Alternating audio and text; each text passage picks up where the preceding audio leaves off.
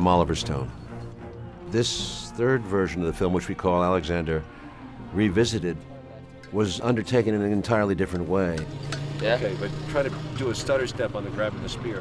It was done only for DVD home use, where at 3.5 hours with 2 parts, 1 intermission, it would resemble the films of when I was young and went to see the epics that I loved so much. And there was always an intermission because it came at the right time in the movie. After, let's say, about 2 hours, you'd go out and you'd have a popcorn, stretch your legs, get a smoke, get some air. But it would be a natural break where it would allow you to think about what had happened in the previous 2 hours.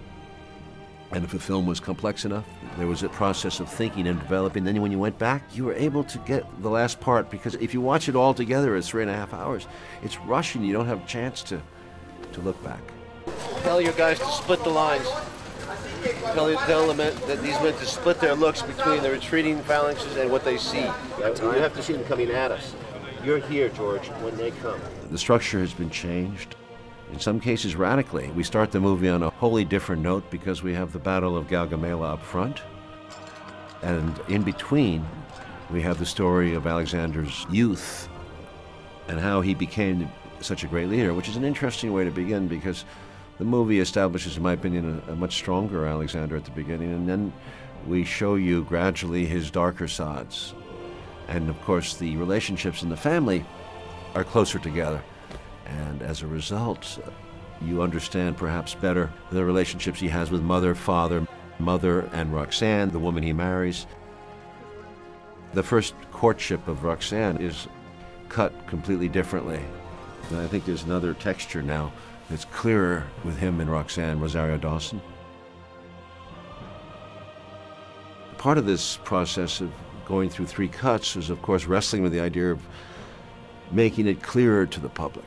It was always a difficult film to understand, difficult to do.